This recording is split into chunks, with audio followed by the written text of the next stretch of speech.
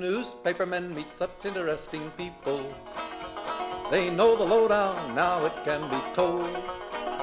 I'll tell you quite reliably off the record about some charming people I have known. For I meet politicians and grafters by the score, killers plain and fancy, it's really quite a bore. Oh, newspapermen meet such interesting people. They wallow in corruption, crime and gore. Ting-a-ling-ling, city desk, full the press, extra, extra, read all about it, it's a mess, meets the test. Oh, newspapermen meet such interesting people. It's wonderful to represent the press. It's the Media Project, a weekly discussion about issues confronting the media. Hold on, stop the presses. Yeah, this is not the usual voice. No. Usually it's Rex Smith, but we're minus Rex today. We're minus Ira, Barbara, and Judy, and that means you get, well, me. Are we qualified? Oh, boy. Oh, well, you're a regular, and I'm a somewhat irregular. I've already lost control of the show. I'm David Guistina, the producer of the program. With us today, another special guest, our news director, Ian Pickus, is joining us. Hello. I'm the guy on the end of the bench getting in the 39th minute to drain a 3 when I'm down 20. That's my role today. Perfect. I have no idea what that means. You don't have to know. Yeah, no need to know any more than that, Rosemary. You know enough already. Of course, that's Rosemary Armao, investigative journalist, adjunct professor at the University at Albany, and a really, really happy person. I would say. And then, of course, last but certainly not least, WAMC's CEO, inventor of this program, Dr. Alan Chartock. Alan, we do this at least once, maybe once every other year, where nobody can come. Yeah, something's flying through the air and hits the fan. And I call you on a walk and say, what are we going to do? Makes you feel really wanted, doesn't it, Ian? I'm just here to do my part. We have wonderful people. We have Ian Pickus, our wonderful news director. We have Rosemary. There's nobody better when it comes to discussing anything. And we have David. The pressure. We have Speedy Guistina. Just going to kick the ball around the court. Well, let's That's all just I'm going to prove do. it now. All Let's right. throw out a topic. You want a topic, Rosemary? I want a topic. WAMC was yes, featured prominently this week I saw that. in the Judiciary Committee's report that was released from the State Assembly in New York on Governor Cuomo's behavior in a number of different areas. Did somebody ask him something? Somebody named Alan Chartock. Let me read from the report, This Alan, is please. in the report, right? In the report, public statements by then Governor Cuomo on July 10th, 2020, the day the book auction was completed. The then governor told WAMC Northeast Public Radio with Alan Chartock, quote, I'm now thinking about writing a book about what we went through, lessons learned, the entire experience, because if we don't learn from this, then it will really compound the whole crisis that we've gone through. In subsequent public statements, the then governor sought to downplay his personal gain from the book, for example, during a radio appearance on August 19th. Me again. There you go. When asked if he got, quote, a lot of money for doing the book, the then governor replied, well, only if I sell a lot of copies. When asked again how much money he would make, the then governor continued to represent that, quote, it depends on sales. As noted, book sales account for only a portion of the former governor's revenue. We know that he got over $5 million for the book. So, Ian, that was a lie, right? That's a word for it. And I have to say, in all of the Alan Andrew interviews, which I heard each one about 3 times, I was there for their birth and then their execution and then their post-production each time. And then their execution and then their execution. That may have been your finest moment, and I'm glad it's getting a second life because you really pressed him on how much he was getting paid for the book, how he had time to write the book during this pandemic, and why he wouldn't say how much he was getting paid to do the book. All 3 of those issues ended up being of keen interest to the investigators working for the Assembly Judiciary Committee impeachment probe. Here we are a couple of years later, and, we're still talking about it. So that 2-3 minute exchange had a long, long life. Yeah, and let me just add to this, because Alan's relationship with the Cuomos is a long history here at WAMC, but in particular with this governor, he's able to have a rapport with him that others don't. And as he said to me this week on the air, I was joshing with the governor when I asked him some of these questions. Right. And look what came out of it. It didn't come out of other, let's say, hard-hitting questions from other journalists. It came out of a unique relationship where a question was, how much money are you making for the book? So, deserved praise, and I join in on it, except I have one nagging thought at the back of my head, which is, what is the lesson here for politicians? It's don't talk to journalists. It's don't expose yourself. Don't allow yourself to joke with them. Do not expose things that seem, joshing and fun at the time and come back and bite you in the butt later. So I think it's really important for journalists to keep talking to politicians, and there's so much incentive for them not to talk back. Could I disagree? No! You're the newcomer. I'm new to Hell this yes. show. Another lesson might be it's fine to josh and have a good time if you're not saying publicly something different than what is privately true. And in this case, that's what former Governor Cuomo was doing. That's true. And That's a good because we're talking this week during Thanksgiving, it brings to mind another Alan Andrew moment, which was when Alan said, "Hey, what are you doing for Thanksgiving?" And he said, "Oh, the family's coming over." Meantime, he's publicly telling New Yorkers, else don't not get to. together for Thanksgiving. So Alan's approach of just having a conversation, David, you're absolutely right. It elicited some things we would not get from him in those Red Room conversations. But big picture, Alan talks to a lot of politicians. I produce the Congressional Corner here. He's got that rapport with many of them. I think, and I hope this is true, most of them aren't deceiving the Deceitful. public in the same way Right. that Andrew Cuomo has been shown to have been. I would like to just check in and give you all an insight into the way all of this that you're talking about happened. I was kidding around. I mean, I wish I told you that I wanted to find out exactly how much money he was getting for that book. I was a little ticked off. I'd use the P word, but probably... Please don't do that. I'll have to edit it. Yeah, I was a little ticked off because I had made nothing on the Me and Mario book. And it was a much better book than that piece of trash that Andrew put out or was in the process of putting out, for which he got $5 million. And the whole thing was that Andrew, psychologically, I'm going to give you an insight that you may not like, but I'm going to give it to you anyway. Andrew was always competing with his father. Sure. Whatever the father had, he wanted. Whatever the father didn't have, he wanted that too. So his obsession with this fourth term that Mario was denied became so important to him. So if you knew that, then you knew where to pull the strings, because he would always go for that bait, even though he denied it and told me I was full of Freudian junk. He was not kidding, although he was. So there you go. I mean, journalists have access. You know that, Rosemary. You've done some wonderful work. And Rosemary has had more guts. She walked up to a guy who I believe is still under indictment. Facing jail time. He's fighting jail time. Fighting jail time. And you walked in and you wanted an interview, and he gave it to you. He was not very forthcoming, however. I would not call that one of my big successes. Yeah, but getting in there was a success, and getting Yeah. to talk to you was a Yeah, success. being persistent is part of it. And I think what you pointed out is really true, in that there's a certain way to interview that you have mastered. I've studied Alan's interviewing for a long time, so I know that that is true. But overall, the lesson for politicians is you really don't get an advantage talking to journalists. And the scary thing is that today you don't have to. You can talk directly to people, as Trump did through Twitter, as Barack Obama did before him, although he doesn't get as much credit for it. He bypassed the regular mainstream media.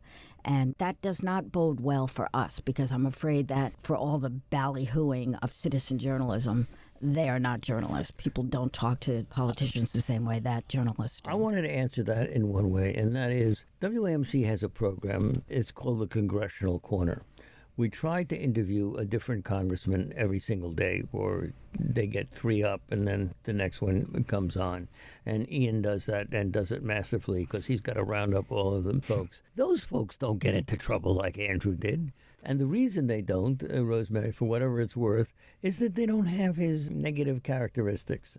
Bravado, perhaps? Well, yeah, but Yeah, it is true that the bad politicians are the ones who get in trouble. I keep thinking of Jesse Jackson in a relaxed, what he thought was a conversation, but it's never really a conversation with a journalist. And he spoke about New York as Hymietown in front of a reporter that he thought of as a friend.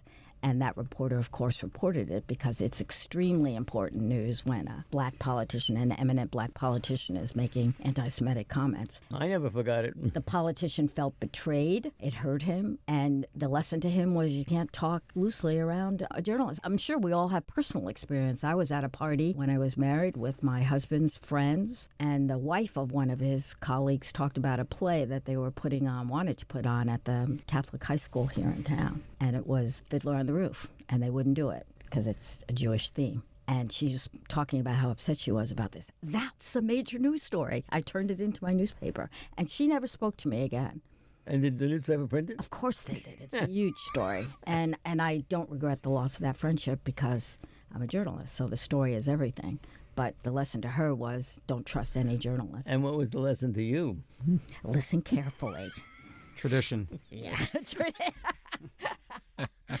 That was Ian Pickus, WAMC's news director, then Rosemary Armao, investigative journalist. UAlbany professor Alan Chartock, WAMC CEO. I'm David Guistina, filling in for the missing projectors. It would be appropriate to point out that all four of us in this room have, in the past, had teaching responsibilities at the University of Albany. No question. Yeah, so it's our fault. We apologize profusely. You can email us anytime at media@wamc.org. I just wanted to throw one other thing out about this report. So the report goes out from the Judiciary Committee. Who's going to read it? I mean, we want to feel like the journalism that we're doing reaches a lot of people and it's going to make change, perhaps. Or they'll read the information and it will change their mind about someone or confirm their mind. But how many average, everyday citizens, number one, care about politics, for example, and will actually read this report? Oh, me. I know the answer. And the answer is that a lot of people heard about this. They may not have read the report, but they sure heard it on WAMC or read it in the Times Union or the Schenectady paper, the Gazette, the Independent Gazette of Schenectady, whatever. I hear Judy. Daily Gazette. Right, a fine newspaper. And what we see is that it is up to the journalists to take the gobbledygook that comes out of, official channels and to turn it into whatever meaningfulness it has. Yeah, I learned a long time ago as an investigative reporter that try as you might and try as you must to engage the public in what your work is. Not a lot of people are going to read it. But the most important thing is to set the record, to have the record there. So Andrea will never run for office again without some journalist going through that whole report and knowing what people have found in the past. Isn't that also true for most of the books that are published too? People don't read them. They rely on the Joe Donahues of the world to read them and to ask questions and to get out the word. It doesn't matter. The work is important, whether one person reads it. And the Assembly did something here that would not have happened, I think, if it had been a Republican-controlled Senate, which was they opened up the record. They were transparent. That itself is really important. Every report done in that legislature, which is our body, should be public. On a fellow Democrat. Yeah. Ian. Yeah, I think you're right that the average person's not going to read it, but I also think maybe part of our job is just to be there minding the store. And we're in a bubble, let's face it. I mean, we like politics and we like journalism, and people who are obsessively following every twist and turn in the Cuomo scandals, they're in a bubble too compared to the average New York State resident who doesn't know anything about state government, let alone, what Governor Cuomo is alleged to have done in the mansion on December of last year. But I think at the end of the day, they would like us to be there trying to call balls and strikes. Whether they're going to digest every page of the report or not, having someone there who is doing that work, I think you're finding out in these times just how important that is. And a lot of the stuff that came out, both in the Attorney General's report and in the Assembly Judiciary report, originated with journalistic investigation. That's how a lot of these investigations work. The local FBI office reads something in the paper and then they start looking into things. Absolutely. And I think we've got to remember that. I do remember being on the train. I've talked about this before, coming up to Albany, a much younger time for me, and I saw a legislator with his assistant ripping out a piece from the paper and handing it to the assistant and saying, draw me a bill on this. Wow. Yeah. I mean, that's how it happens. Yeah. Absolutely. I've seen you doing interviews with doctors and asking them about a new procedure or some new study that's come out from a medical journal, and they stop you short and say, I'm sorry, I don't know anything about that. I haven't read up on that. So the idea, I guess I'm getting at, this information, the information is power. This report does represent a significant amount of information. For example, a quote from the governor himself, obviously in a deposition, saying, I was inappropriate with the state trooper that they cite as part of the sexual harassment claims, essentially breaking the law that he signed on sexual harassment. Well, I don't think it's too much to say that each of us in this radio station, because of the law he signed, have to take sexual classes. Sexual classes? Oh, I want in on that. Sexual harassment training. Yes. We have Rosemary. To, yes, No, that was inappropriate. Sorry. Sexual harassment training, indeed. And we have to do that because of the law that he signed. And one year I said to the guy who's the enforcer here, our guy Jordan Yoxel, I said to him, come on, do I have to listen to it all again? And he said, you absolutely do. The governor has demanded it. Oh, wow. So there you are. Well, I guess we'll move on from here and go to our next topic, if you don't mind. 2 Fox News Channel contributors have quit, saying irresponsible voices have drowned out the responsible on the network. Jonah Goldberg and Stephen Hayes, who put out a newsletter called The Dispatch, have both been occasional analysts at Fox since 2009. He cited Tucker Carlson's Patriot Purge documentary on the January 6, 2021 riot at the U.S. Capitol as the last straw for them.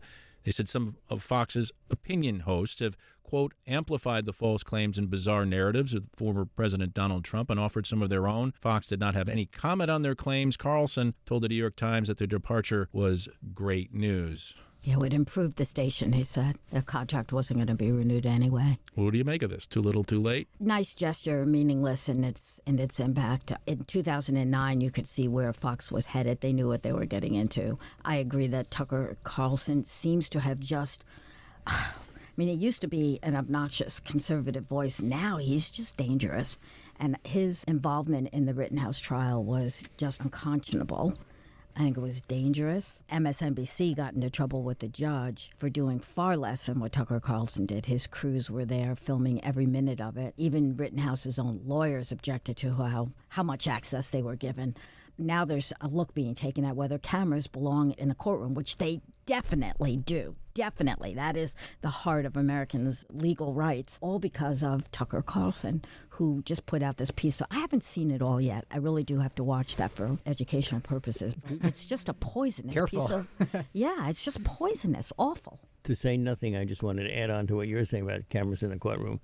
About 1/3 of the main institutions of government, the White House, the Congress, and the Supreme Court, and we still can't see these people giving their opinions from the Supreme Court of the United States. We finally can listen to what they said, but only after the fact. It's crazy. Yeah, that has long been just a terrible lapse in access to government. Freedom of information covers only the executive branch. We actually don't have the right to see a whole lot of what goes on in Congress because of our lax laws. But the judge now in the Rittenhouse case is saying he's deciding whether he wants to just ban cameras altogether. I don't understand that. Because it made him look like a fool. His reasoning is that the media spins things. So his idea is to shut out the media. That means he gets to spin things. And some of his rulings were questionable enough that you can see why the public really does have to be in there. In fact, Rosemary, one day he got into that well-known fight now with the prosecutor. Yes. And he did not come out smelling like a rose. And wasn't that one of the other arguments, that the judge and the prosecutor and the defense would play to the camera if you had cameras in the courtroom, and that would change the dynamic of a trial? Ian, any thoughts on any of this? I want to go back to Fox for a second because Sure. I'm hearing Alan quoting Claude Rains saying he's shocked to find gambling going on here. Look, if you're seeing the light about what Fox News does in terms of news and opinion, in November of 2021. I can't give you a ton of credit for that.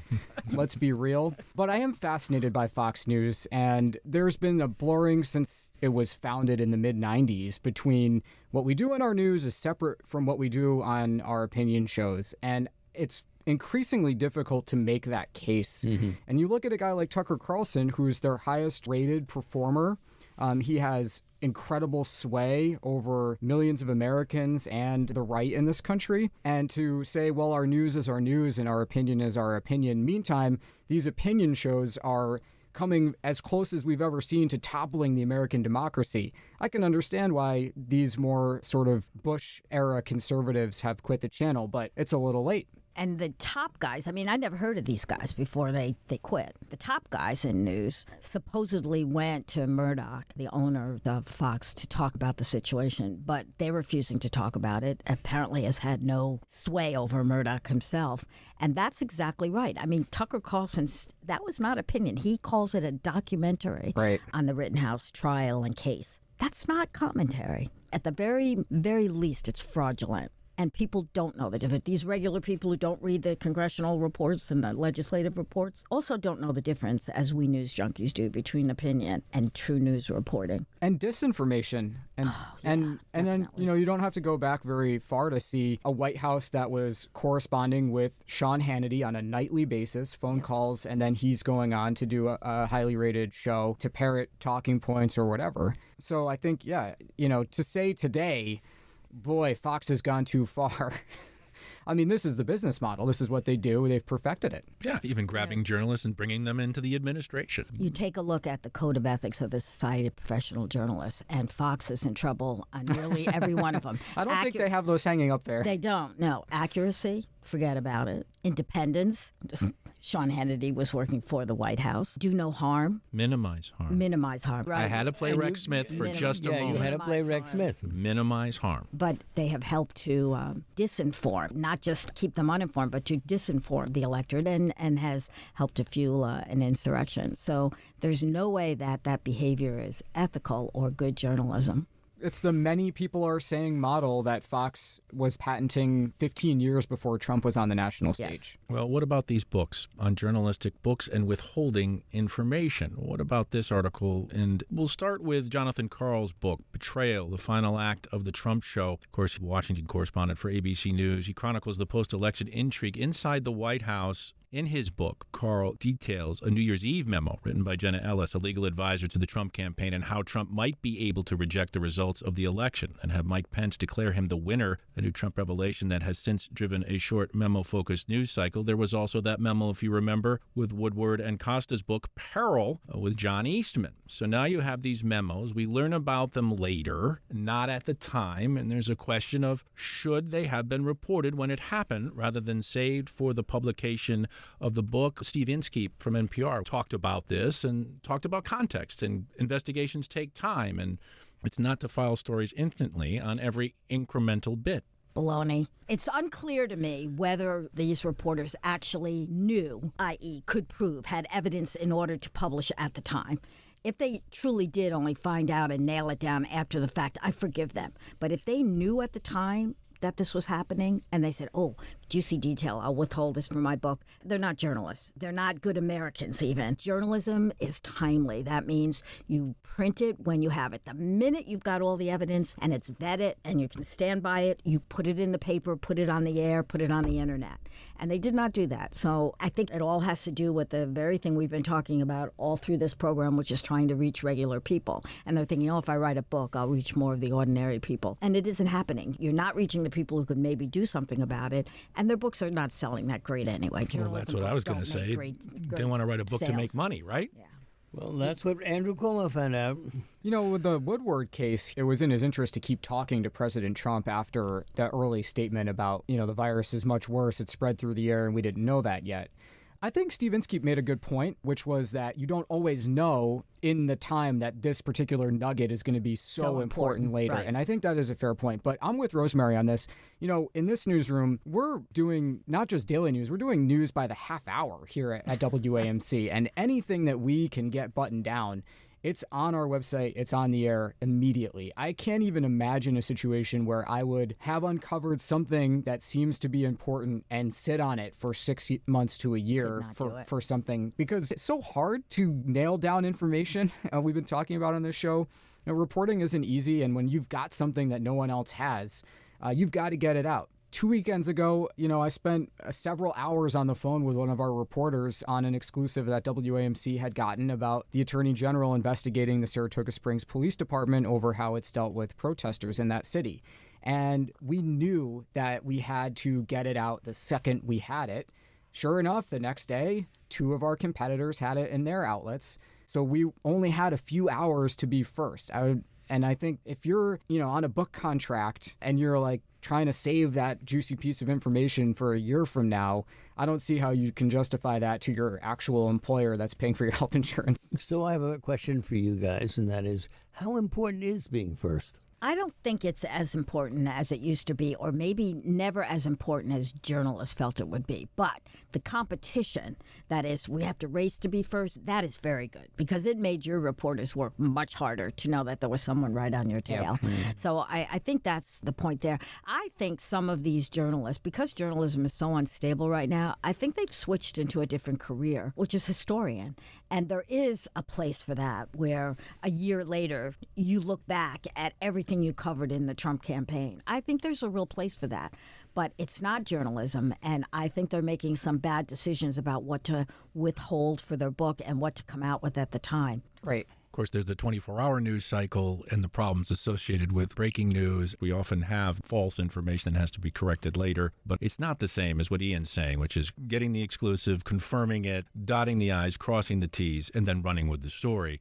All while people are judging you at any mistake that you make at any moment. And then getting a job at a PR firm for 3 times the amount of money. Oh, yeah. Well, then there's the pay. I just want to say it's our special Thanksgiving show with some special people, and I want to thank you all, Rosemary and Ian and David, of course. I enjoyed this program immensely. It's just good. I'm happy to be the stuffing.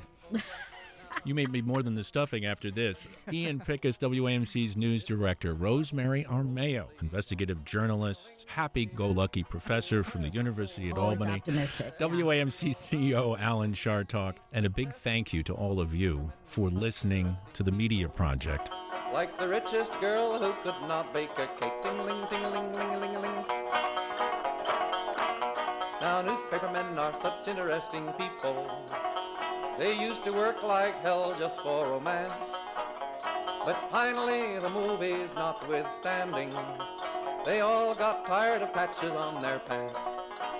They organized a union to get a The Media Project is a production of WAMC Northeast Public Radio. Alan Chartock is CEO of WAMC. Rosemary Armao is an investigative journalist and professor at the University at Albany. Ian Pickus is WAMC's news director. And I'm David Guistina, host of Morning Edition on WAMC and producer of the Media Project. You can find out more or schedule a podcast at WAMC.org or just download the free WAMC app from the Play Store for your iPhone or Android and listen to the Media Project anytime, anywhere. Thanks for listening. thing. They claim to represent the common people. It's funny, Wall Street never has complained. Ah, but publishers have worries, for publishers must go to working folks for readers and to big shots for their dough. Now publishers are such interesting people. It could be prostitution, I don't know. Ting-a-ling-a-ling, circulation, ting-a-ling-a-ling, advertising, get those readers, get that payoff. What a headache, what a mess. Oh, publishers are such interesting people. Let's give 3 cheers for freedom of the press.